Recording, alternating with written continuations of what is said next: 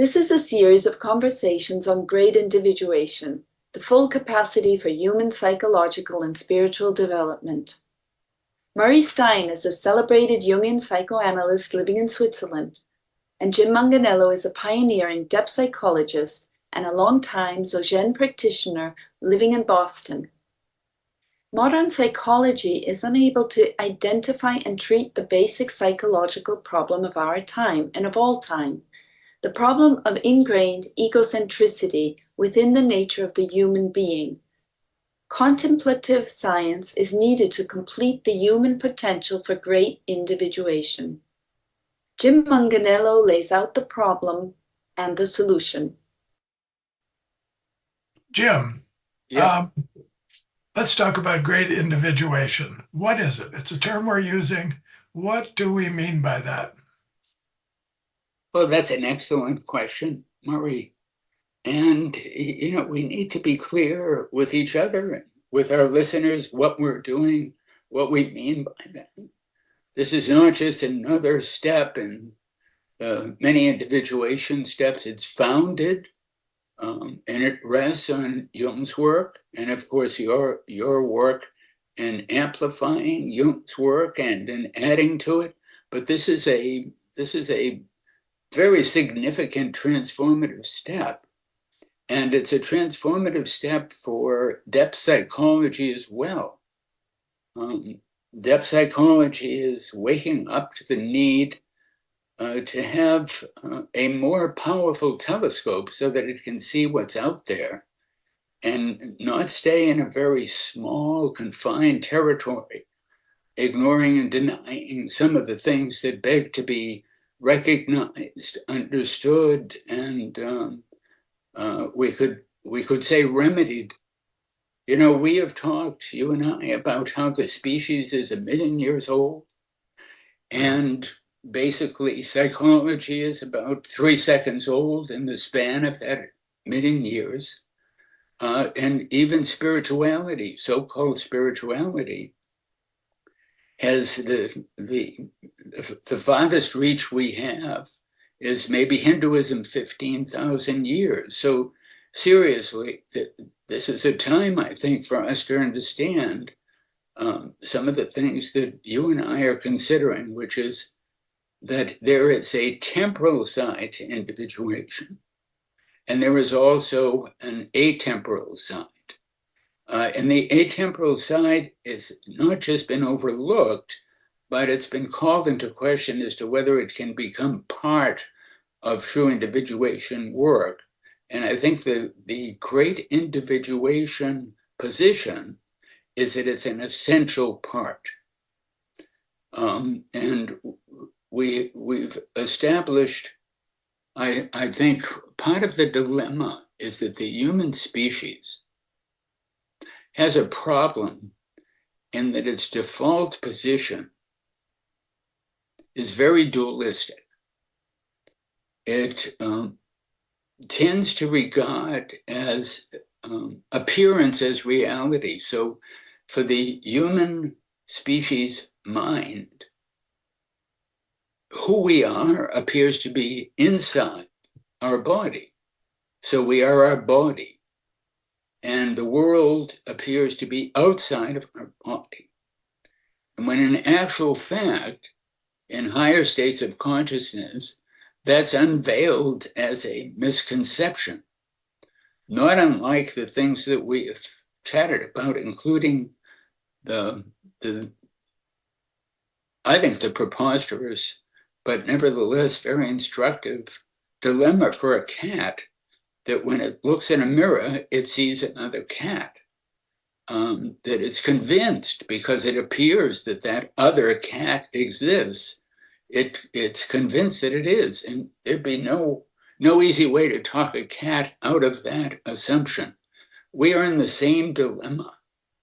And I raise that not as simply some interesting theoretical construct, but as an actual fact that helps us understand why the world what we consider to be the world appears to be so insane, so crazy, so violent, so riddled with inequality, exploitation. These are all basically problems that come forth, that arise from the ego. The ego in a state of ignorance, and ignorance not in the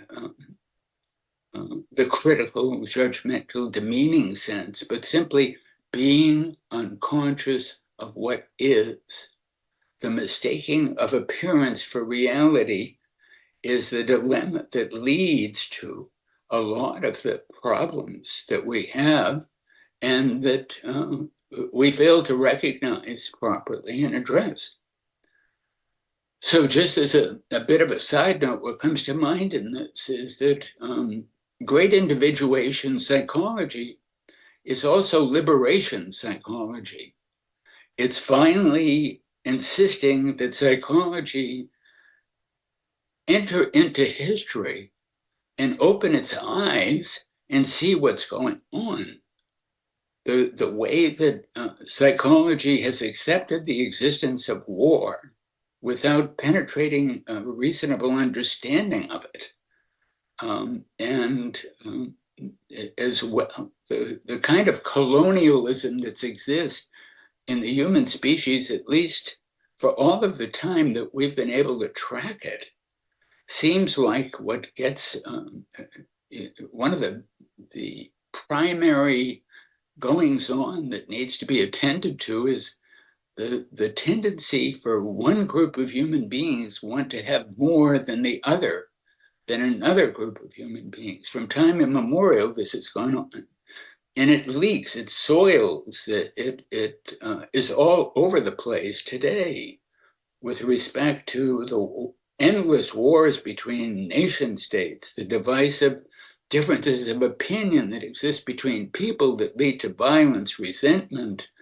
Our so-called religions have done little, if anything, in the service of unveiling what's going on here and providing some kind of remedies. So great individuation psychology is based, the way we're trying to organize it is there's three categories of consciousness that we can point to, that we can talk about. One is the ego self. The ego self, left to its own, believes fully that appearance is reality. And it tends to become identified with the self-concept that accrues as a result of interaction with adults in early childhood, that the millions and millions of interpersonal appraisals that go on in family life leave the infant, the young child, at the mercy of downloading views about who it is, what it is, where it is, and who other people in the external world, what they are, that are basically false to fact. But because everybody is doing this, nobody recognizes that. And the other image that I think is important in this context is that if you're raised by parents who've lived in a cage all their life, and whose parents have lived in cages all their lives, so on and so forth, it's unreasonable and unrealistic to think that a child can learn how to fly free.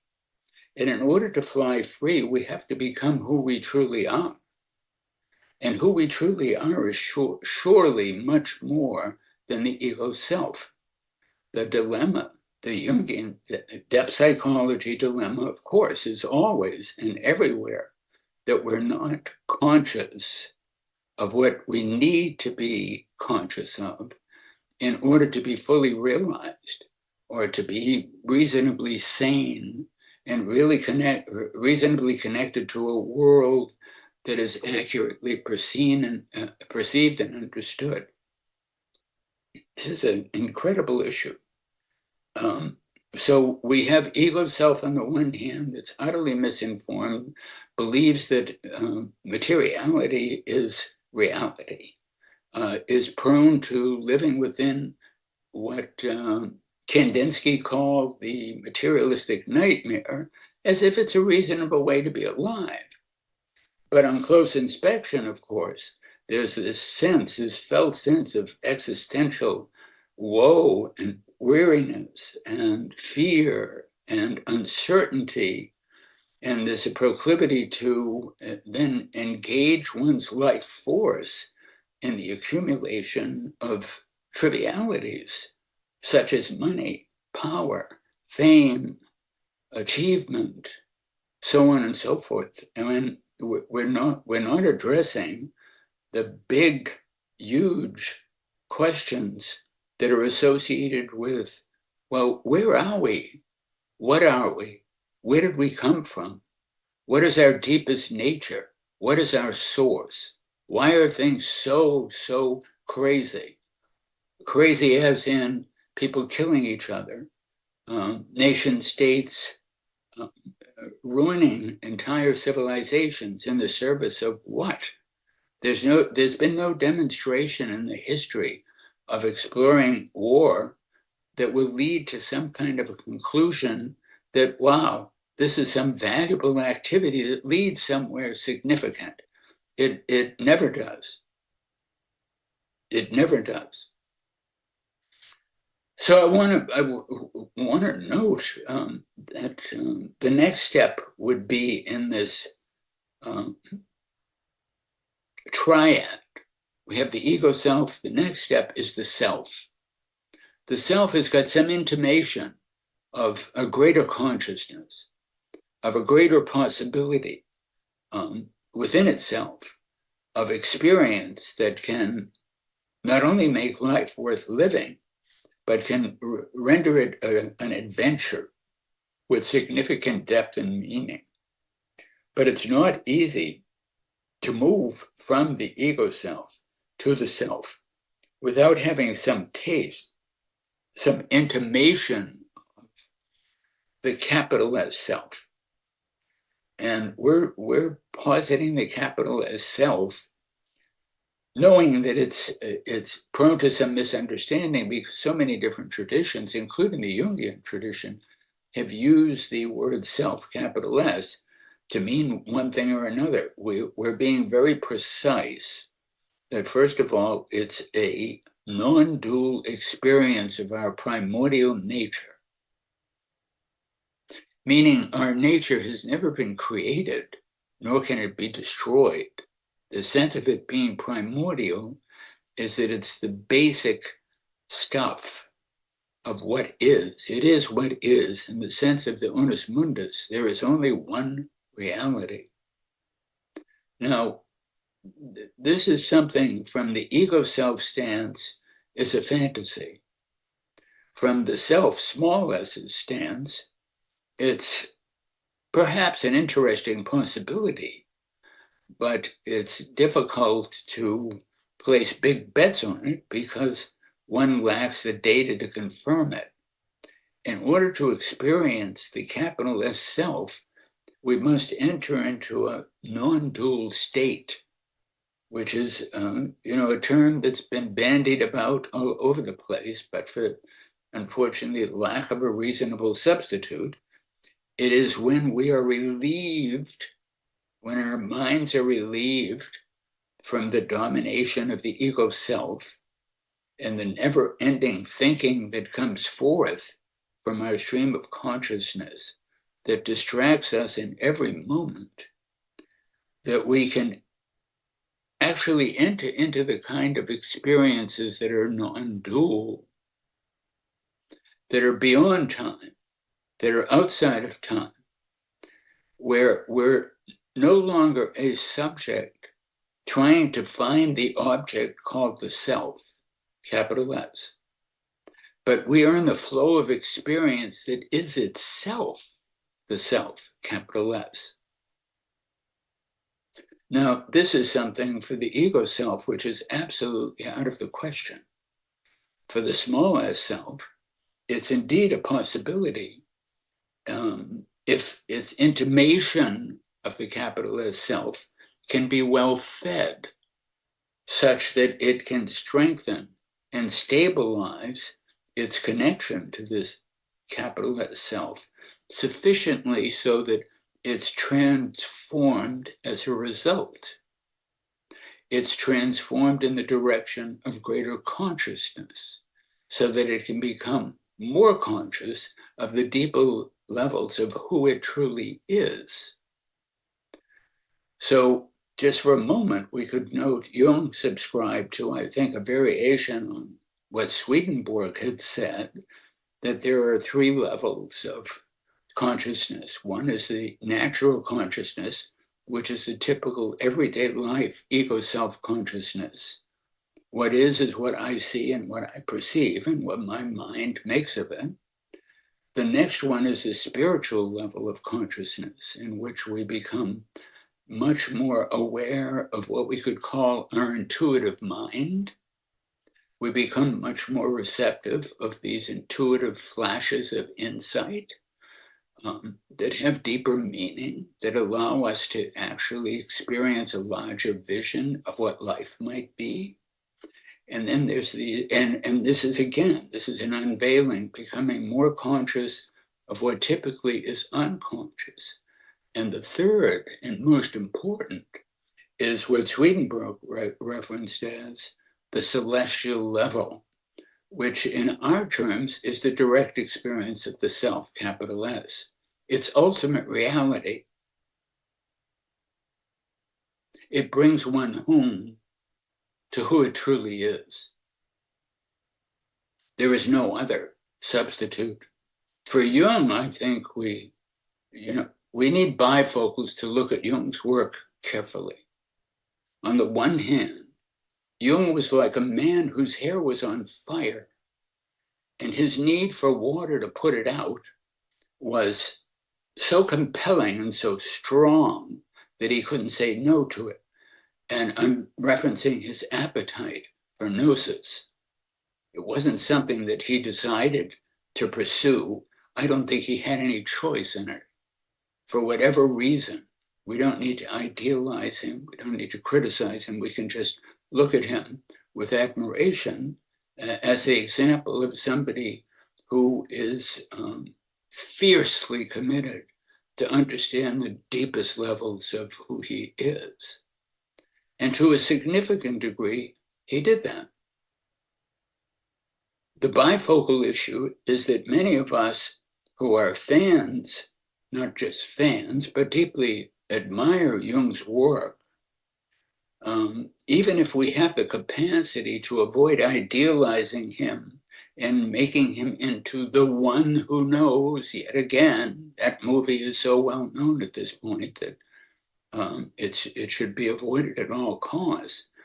But Jung himself, his personality number one, was deeply motivated to characterize what personality number two was up to, what he discovered, and what its passion was. And his personality number one left a legacy of very important, very invaluable intellectual work. If it's contextualized and understood in the experiential atmosphere of work being done in the service of the direct experience of gnosis. My read on his frustration about dying possibly without being understood is precisely that that level of passion can never be communicated intellectually. The intellect falls short, terribly short. As a matter of fact, this might be a point where we could note that the intellect is in time. So all of its efforts, its tremendous efforts to account for, to create concepts, theoretical constructs about what our ultimate nature is, our deepest being is, what individuation is, they're doomed to fall short. They never arrive, and the intellect can be very, very deceptive. It's like one of those GPSs that tells you, announces to you while you're driving, you've arrived at your destination when you really haven't. And it's no use setting up shop as if you have, because then it distracts you from the need to continue. So this experience of timelessness, the experience of the self, capital S, they go hand in hand. They're together. And our deepest nature is of a timeless, an experience of timeless being. One of the dilemmas that we have is that it's very, very difficult to muster up the sacred heat that gives us the opportunity to move into a direct experiential understanding of that fact. So we have to resort to methods or processes by which we can actually penetrate this.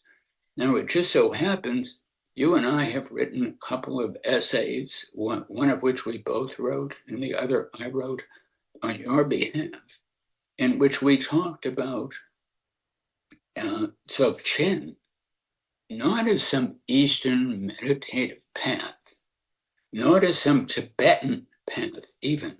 We talked about it as a contemplative science discovery about the innermost nature of mind. And we both, I think, worked very hard at that, and we're understanding on my side of the fence experientially and with great humility, while also trying to figure out how to stand for it as if it's something critically important for depth psychology to look at.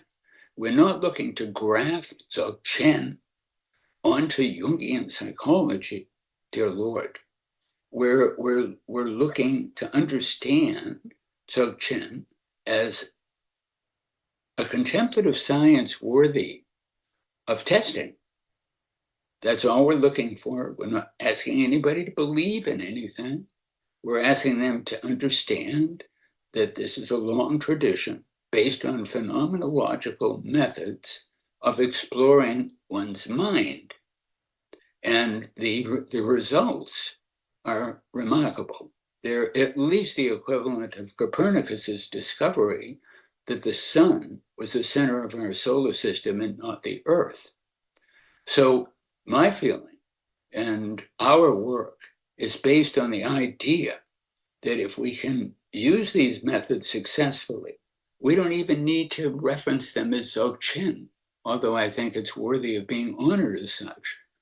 It is completely independent, can be completely independent of Buddhism, Tibetan Buddhism, any other Buddhism, and the direct experience of the timeless dimension of life is independent of all so-called traditions that are basically boxes for revelations that have been stuffed into them. So whether we need to leave everything on the sidelines and just explore and experiment with this, under the assumption that the more stable, if we can find our innermost nature, the mind's innermost nature, AKA the self, capital S, that our experience, our direct experience of the self, will have immense consequences for our experience in time as embodied personalities. That the ego self, its greed, its ignorance, its tendency to make miscalculations all over the place that leave nothing but wounded and dead bodies all around us, will be relieved of its tendency to get locked into dualistic egocentrism. So egocentrism as a notion is absolutely central, because it's not only a dilemma for the individual personality, but this is what's writ large in our social structure. If you look at it properly, you see it all over the place. For example, not to go down the rabbit hole with this, but if you look at today, what's happening in Western civilization, the corporate world is becoming increasingly powerful. The money is all flowing in that direction. The public are just consumers. You know, it's like you give these people a credit card, little gas in their tanks, some money in the bank, and a refrigerator, and a 50-inch wide TV, and they think they've died and gone to heaven. And this is the kind of trance that much of humanity is in. But if we ask the question, what is driving this force? At the end of the day, it's egocentrism. And it's got some very, very nasty consequences, including slavery, including anti-Semitism, including genocide. It's just a never-ending problem. So to come back to this issue of, can we experience the self directly, capital S? Can we use these methods to do so? And I don't think there's any question that it's worthy of experimenting. I would place huge bets that yes, we can, and that's going to add something special to everything. But it's interesting, for example, if we get back to the work that we've created together, we don't get a lot of play on it. We haven't gotten a lot of feedback on it. The kind of feedback that we wind up getting is, oh, we already know that. I already knew that. And this in itself is a basically egocentric defensive stance. Because of course, if I already know that, then I don't have to feel like there's something I don't know. That recognizing takes some humility. And it depends on how free we are in our own being. If we've been raised by parents who were raised by parents who were raised by parents who flew free, then we can afford the expense of humility. Otherwise, it's an experience for the ego that's incredibly uncomfortable, and we stay stuck. So, and what comes to mind is, I know this is a touchy subject, but we know whether we're outsider Jungians like myself or insider Jungians like yourself, that we recognize the beauty and the value and the importance of Jung's work. We don't necessarily need to be wearing the same sweatshirts. We don't need to have the same identities. Those are all, on some level, yes, they're important. I'm not denying that, but at the end of the day, they're trivialities. So what I worry about is whether the current work known as Jungian psychology has room for the work that we're doing, that we're proposing, without moving too quickly. I already knew that. Or, well, why didn't you say this in the podcast? Well, why didn't Jim say everything was light? That's what Dzogchen actually is. And, we're looking to get some traction and some engagement to enliven people's appetite for some very profound next steps, possibilities. To collaborate with great enthusiasm and inspiration, that we may be picking up the scent of something incredibly important, and it needs to be attended to properly. I'm reminded of Jung's feeling about Jungian institutes. It was not something he was particularly excited about. As a matter of fact, he was against it. I don't know what goes on at Jungian institutes that have, how shall we say, digested that point of view. I don't know if there's been any intentional move to address what his concerns were. Among his most important concerns, as I read them, was he didn't want to be imitated. He wasn't trying to build, I am Jung, and the world is Jung, and psychology is Jung. His work was a work in progress. Very important. For me personally, singularly important. My experience in being educated and moving through depth psychology in the Freudian sense was to ultimately understand that everybody was misinterpreting what Freud said, particularly the scientists and the physicians. As he himself said, he was an artist. His work wasn't designed to remedy maladies. And if you look at some of the Freudian institutes of yesteryear, you see they're filled with medical physicians, the last people in the world that should be trying to study the mind without having become sufficiently humble to do so. So the question is, how do we bring an awareness? How do we point to this as something that we're up to and that we'd like to ask other people to engage with us in the exploration and experimentation with this. One of the things that drew me to Jung, as opposed to, say, Maslow and Rogers and Binswanger and several others who all picked up the scent. I thought Maslow's work was quite good, frankly, in terms of recognizing the direct experience of being, but he just didn't have the psychology chops. You know, some people are very natively psychologists. They understand the problems, the issues that are there. So we can aggrandize the self, but if we don't attend to the ego self, it's a dead end.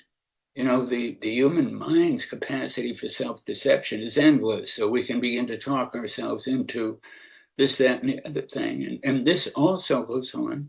It certainly went in the 60s. I experienced it myself. And, you know, if you take a look at the perennial tradition,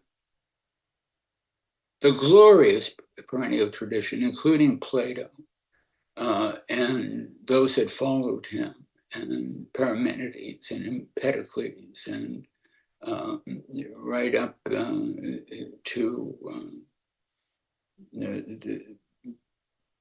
I'm trying to think of a way to stop. There's just this endless amount of work that's been done in the service of the perennial tradition.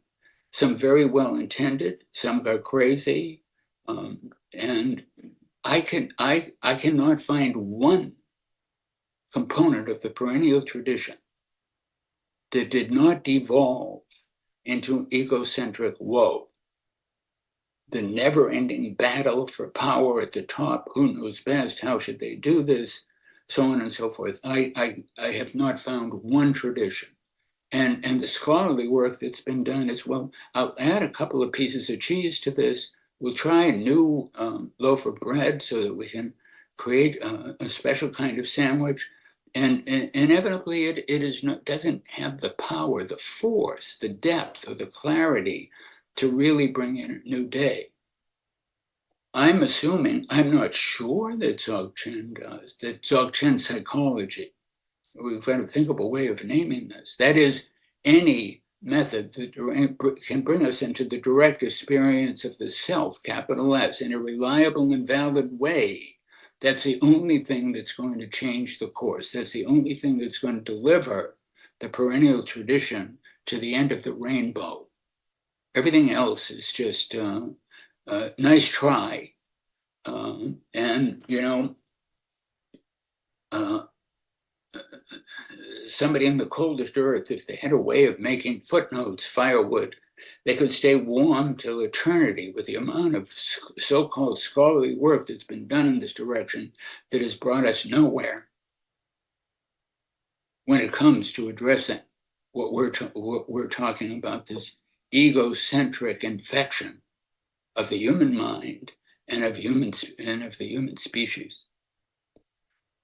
So I'm hoping that we can bridge this in a way so that more people who understand the potential in the next step in depth psychology can join us and make some contributions after they've become capable of doing so.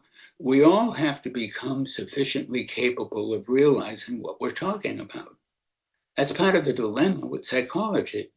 You know, didactic education, credentials, tattoos, badges, at the end of the day, don't count for much. You either can hit a curveball or you can't.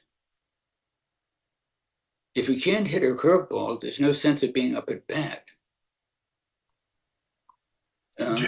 Before we close, we have a few minutes left.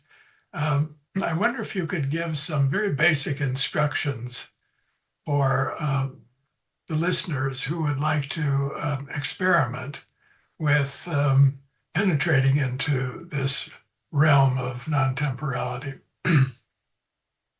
Yeah, and before I do, just let me note, it's great that you brought that up, because at the end of the day, what we want to do is to develop the kind of what we could call pointing out instructions that would allow people to do this.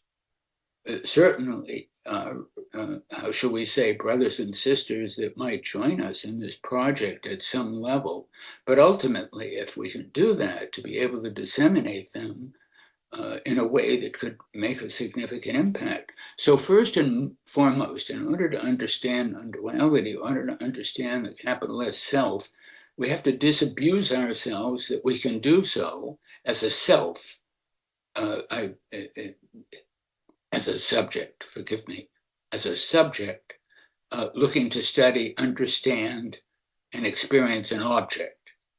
That duality can't work. The only way to do that without thinking is to realize the fundamental premise of non-duality is nothing is real but now.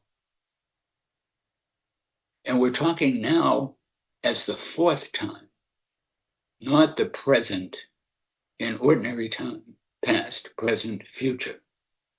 We're talking about the timeless experience of now. And in order to experience that, you just have to, again, understand the importance of settling the mind.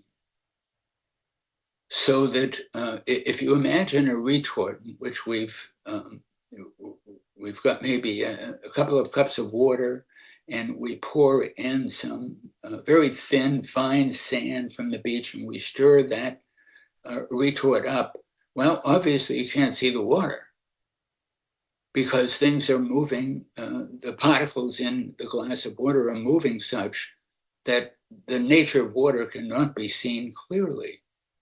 Similarly, the mind is always thinking.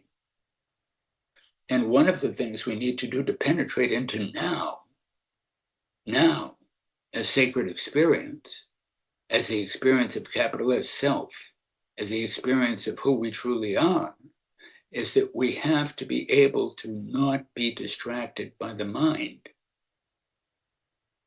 Now, for some people, that means meditate. And meditation is a waste of time. In Dzogchen, ultimately, it's a waste of time. Yeah, you can quiet your mind, so what? The real aim is to be able to liberate yourself from the stream of consciousness such that you don't follow or judge your thoughts. Only then, because the mind never stops thinking, only then can you learn to be present in the full and complete sense of the word while you're thinking. It's not like you have to find some super duper quiet way to pull the plug on your thinking and I understand there's mixed views on this, I don't subscribe to them. So for example, the answer to the question as to what is the true source of egocentrism in the human mind, it's the tendency to impute solid identity to itself based on a flow of discursive thought. It's a kind of self-hypnosis. So that as the mind begins to, as a thought begins to come and you begin to follow it, or you find that you like it or you dislike it, and a lot of our thoughts are driven from complicated sources. Many of them are burdened by complexes, wounds, traumas, so on and so forth. We find ourselves as the protagonist in very predictable, recurring scenarios, past, present, anticipated future. And this solidifies this sense that we are this identity, and that's the false identity. So you've used the phrase, the way to do this is practice, practice, practice. And I agree with you fully. I would add, it's training, training, training, training. So you learn to just sit, observe your mind, notice, confirm for yourself that it never stops thinking, that it's sometimes more than others, greater speed, and that it's, if you just simply observe sufficiently, you'll discover that it's typically thinking about the same things, if not the same precise things, then the preoccupations that are embedded in the storyline will be incredibly familiar. And they're basically preoccupations with an identity that doesn't truly exist as an island unto itself. So just to add another layer, and a sufficient layer to answer your question in some fullness, at a certain point we discover that we're no longer following the thoughts. When they arise, we don't follow them. And in that moment of not following, there's a kind of liberation. Dzogchen is considered to be a method of self-liberation in which we liberate ourselves from the flow of discursive thought such that we're not distracted and we don't keep stirring up the sand, fine-grained sand in the retort, so that the mind can unveil itself. And in its unveiling, we discover that we are that part of the mind. We're not a subject observing or experiencing an object. We're experiencing being, capital B, being. You know, like Heidegger suggested that we humans suffer from a dearth of being. We don't have that experience sufficiently enough to orient ourselves toward reality. So at a certain point, this is the case for me, there were these little flashes of awareness that were utterly moving. But the minute I started to question, was that the nature of mind? Is that awareness? Of course, I would get lost. It takes certain skills. It's like riding a bicycle. You know, you give a human being a bicycle and say, you can ride this. They think, oh, you're crazy. I could never learn to ride that. Every time I move, I'm going to fall. I don't know what my balance is. You just stay with it. It's not such a big deal. And then invariably, something opens up and you experience this awareness. And, you know, at a certain point, just as a kind of a capstone to this idea, you recognize that awareness as the face of God. That's what Jesus meant in his famous 6 words, or forget famous, in his remarkable 6 words that were so terribly misunderstood. I and the Father are one. One. Donus mundus. I think probably we should pause here, if not stop. Is that okay for you, or your thoughts? Yes, that's a very nice place to stop, Jim. Thank you. Beautifully done. I think that really lays out the basic position that we're advocating.